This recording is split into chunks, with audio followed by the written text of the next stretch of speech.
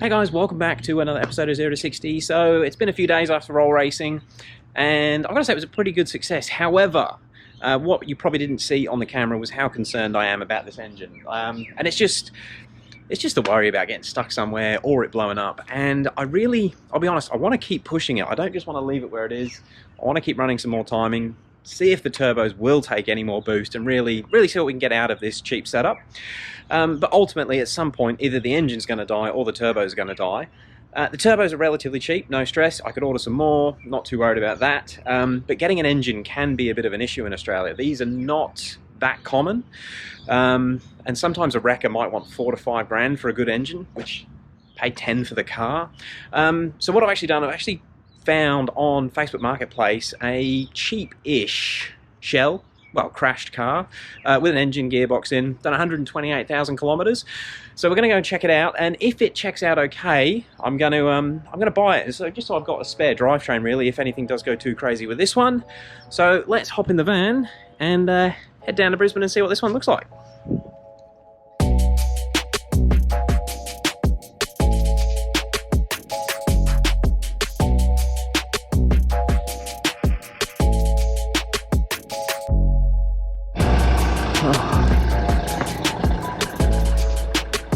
Here she is.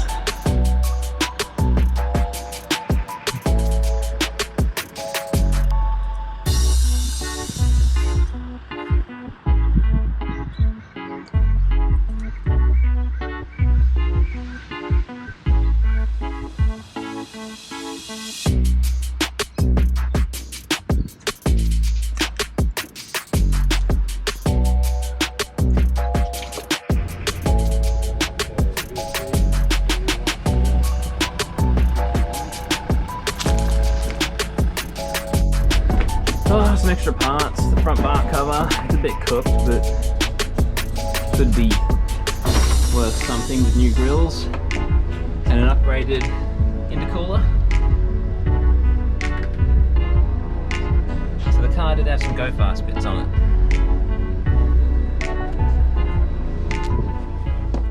So guys, what you've just seen was actually filmed really early in the week, before I realised I had the issue with the MOS and the SOS error, and that it was nearly 2 days to sort that out. It really sort of messed with the week, but you are now back into real time. There'll be no more switching the videos around. It's Saturday morning. We've just released the video on fixing the MOS system. And I just wanted to officially kind of apologise for the bulk rickrolling that we did in the brake video. I thought it was going to be a bit of a giggle. I didn't think that many people would click on the link, especially after I said in the video I'm not going to link to where you can get these brakes. But yeah, a day after the video went up, managed to rickroll 857 people. Anyway, because of the MOS system and trying to get the brake video done, I honestly haven't had a good look at this E90 yet. And some of you may have put 2 and 2 together. The CCC unit and the TCU unit that I was using to diagnose my car actually come out of that E90, but I didn't want to let on until you guys can actually see what it is. So let's head out to the car and let's see how bad this E90 N54 is. So yeah, it's saw it pop up on Facebook Marketplace. The guy wanted 4.5 grand for it, which, if you're in a rush to get an engine from a wrecker, that's probably what a wrecker's going to charge you for an engine. That's why I thought I'd contact him and just sort of see what the car was like and what it'd be worth. My intentions were never to repair this vehicle, although I do kind of want to get my hands on an E90 at some point. I do like the 4-doors, and I'd love to have a powerful 4-door, like a real sleeper. We'll see how we go, maybe down the track. But yeah, my intentions with this really was to just have it so that I've got a spare engine. Well, spare engine, spare box, spare diff, axles, that sort of thing, so that we can go a little bit more crazy on my E92. That day, I didn't really show it in the cameras, but the ticking on my engine, I'm fairly confident it's just a lifter, which is probably going to be fine until it really does die completely. But yeah, I'm really sort of getting worried about my engine dying, and I sort of thought I'd be really effing annoyed if I do pop the engine, then I've got to spend 4.5 grand to get it. The videos will all come to a bit of a standstill. So having this here, and I'm going to strip it. I want to get rid of the body as quickly as I can because it looks horrible. But yeah, basically just have nearly a full collection of N54 parts, modules, sensors, everything. So if I've got any issues with mine, I can diagnose it a lot easier, and also the car won't be off the road for so long. But yeah, basically this car, it's come from Pickles Auctions. The guy that I bought it from Pickles. He'd had it for about 2 weeks, he said. He was into his rotaries, and he was pretty straight up. He bought this to try and make some money out of, and he thought he'd see if he could sell it complete before he bothered stripping it down. He lived in sort of suburbia, so it'd be a bit of a shit thing to try and strip a car on your driveway. So I don't know the full ins and outs, but yeah, basically it's had a massive hit in the front right. And what I want to do in this video is see how bad it is. Now, he wasn't able to start it up. He hadn't actually owned an E90 before himself. Just really likes what people say about the engines on the internet. And he couldn't even get it out of park. Basically, because this impact here has pushed the front right corner in, the brake pedal won't go down properly. The only way I could get out of park is basically just really stamping on the pedal, enough to activate the brake switch and get it out of the selector. But when I was at his place, the battery that's in it's not out of this car. It's a very, very small battery, and it just clicked. It didn't even start to turn over. So we're going to put a decent battery in it, see if we can get this engine to turn over. So I have bought it not knowing what the engine sounds like. We did take the oil filter out at the dude's house, and yeah, it's actually all pretty clean in there. The car's done 128,000 Ks. The intake was gone by the time I got to old mate's house. He said it was gone before he got it, whether he sold it off or not, but it must have had a charge pipe, probably dual cone intakes. I have got the intercooler off of it. It's got a 5-inch stepped, actually it's not a step, it's just a 5-inch GPI intercooler. And it has also got, not that we're going to be able to see them, a set of VRSF downpipes. And the downpipes look like nearly new. Like, the car is in good nick, it's only done 128,000 Ks, but those downpipes are like really clean, so I don't think they've been on the car for that long. I guess the other thing we can do in this video is hook MHD up to it and just see what tune it's running as well. But yeah, look, I'm pretty happy with it, assuming the engine's not buggered. But it had to be working when it had the accident, I guess, so hopefully she's all fine. And it should have cut the power off as soon as it's had the accident and stalled the engine. Also, the other reason that it might not be starting is it's like someone's had all the CCC modules out. The explosive battery terminal has actually gone off. So we might have to try and jimmy up something there to make that connection. That could be why it didn't turn over when I tried. But all right, I guess the first thing I'm going to do is get my Android tablet and see if it is tuned and just see if we can get any more information. I'm sort of interested to find out if it's got an MSD80 or an MSD81.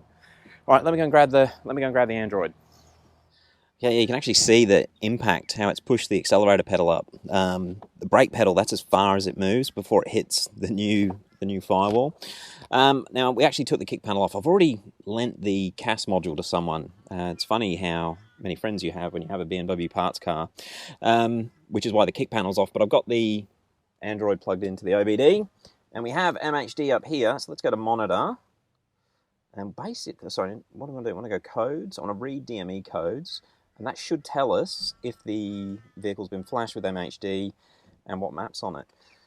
Okay, so obviously we've got a hell of a lot of codes. Fuel pump, gas flap, super knocking, okay. And 30FF. All right, so pretty much standard stuff. I'd say all these top ones are all related to the accident. Then he's got a few shadow codes, boost leaks, super knock, normal sort of stuff if you're running MHD. So it is actually flashed with MHD version 9 stage 2 plus 93 octane. Cool. And it is the i8 AOS, so it is the MSD80. Not a win on the ECU there. Now, I guess if the car is, it's almost like it's been in an accident. I really should get all this glass cleaned up, because even the other day I was in here getting the CCC unit out and actually cut my leg. But I really want to find out if it starts. So now I did charge the battery up the other day. I might just pull this because it doesn't need to be connected.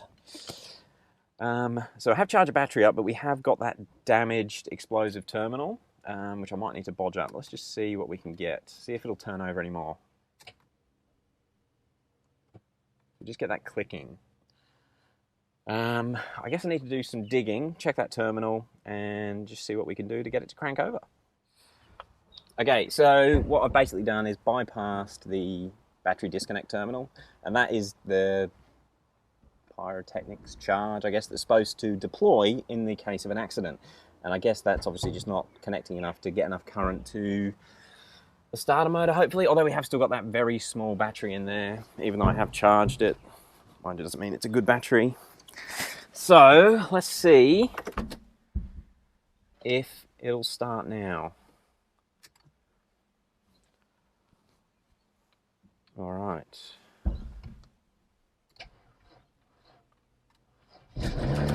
Shit, it started. Okay. I wasn't expecting it to actually start. Right. What we need to do from here is just make sure that everything is safe. Now, I had a quick look when it was on jack stands at the dude's house, and there is no drive belt. And what else was there? Yeah, there's no drive belt. Pretty sure it should be okay to run. Although I really didn't think it was going to start then. One thing that is a bit of an issue, we have smashed the oil cooler to pieces, so it's going to be down on oil. Actually, I think I did check the oil when I was at his place, and it was on minimum. So what I might do is just grab some oil and just put a litre of oil in there,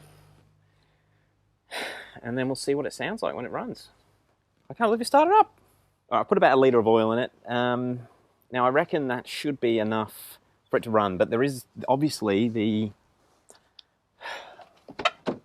oil cooler is damaged, so it will pump the oil out if I run it for too long. Really, I just want to make sure it doesn't have like rod knock or anything horrible like that. Okay, let's see if the battery's got enough juice to start it again.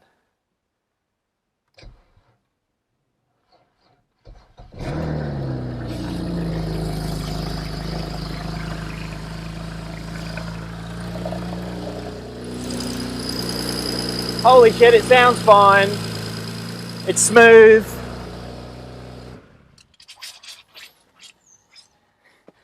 And that's a pain in the ass, I'm going to have to clean that up. Okay, so I was expecting that to happen. I was expecting the oil to come out, but it didn't knock. It sounds smooth, it wasn't idling rough. We got to win. Yeah, it's always a bit of a risk buying a car when you haven't started it. Holy shit. Yeah, there is no coolant in it, but she didn't knock. She sounded good. Hopefully I got that on camera. That's all I wanted to do before I go to the effort of taking it out. And obviously, when I do take it out as well, I will be able to get the sump off, have a good look and everything, take the rocker cover off, just make sure there's nothing visually in the very top end or underneath the crank, but I really want to just make sure it didn't have any knocking pistons or anything like that. It didn't. It started up pretty well and it idled smooth, so it's probably good on compression. I will probably do a compression test at some point, but we can do that even when the engine's out and just jump start the starter motor. Oh, that's sick. Yeah, I was a bit worried that the guy was selling it on Facebook because there was a problem with the engine, but he seemed pretty genuine. He said he couldn't even get out of park. So it starts up. That means injectors. Oh, that's awesome, awesome. All right, guys. So yeah, I have bought another car, but it's not to rebuild. It is purely just to have as a spare parts car. Got quite a few mates with M54s now, and it's always a bit of a hassle when you've got a mechanical issue and you don't know what it is, and you don't want to go and buy the new part just to diagnose it. So yeah, we've all got a nice bucket of parts how to help diagnose stuff. Yeah, and like I said, I've already lent the CAS module to someone that was having an issue with the CAS module in their E90. So hopefully it'll save us all a lot of money having this here, even though it's cost pretty much what I would have had to pay for the engine anyway. But I've got a spare engine, spare gearbox, spare diff, spare axles, which means we can wind up the 92. I don't really want to go drag racing. I want to launch on the anti-lag and do a hard aggressive launch with slicks. And now I can do it knowing I've got spare axles if it all goes Pete Tong. All right, so yeah, just a bit of a quick update. We have a low mileage M54. I'm going to clean it all up, and yeah, hopefully as well, I might be able to get a fair bit of money for the parts that I definitely don't need, like interior trim. Seats are actually really tidy. Yeah, and it was a bit ironic that I bought this the one day before my MOS module started playing up, because I have used the MOS jumper out of this to get my car working. And I did use all the modules as well to diagnose it. All right, I'm going to end it off there. This really means Team N54 is going to be around for a long time. I love them. All right, guys, look, thank you very much for watching. A bit of an update. It is Saturday here. We've got some tidying up to do around the house. So I don't know if we'll get a video done tomorrow, but Monday the plan is to, if the weather's good, we need to go and do some brake testing on the standard brakes. And if the weather's shit, I might get into just fitting the diff, because we've got all the data we need to compare the diff, but I do need to get some more data before I fit those new brakes. So it'll either be diff or brakes first thing on Monday. Yeah, it's going to be a good week. We've got to get ready for roll racing. And I'm a bit more comfortable turning my engine up a bit more now. All right, guys. Thank you very much for watching. We'll catch you on the next one.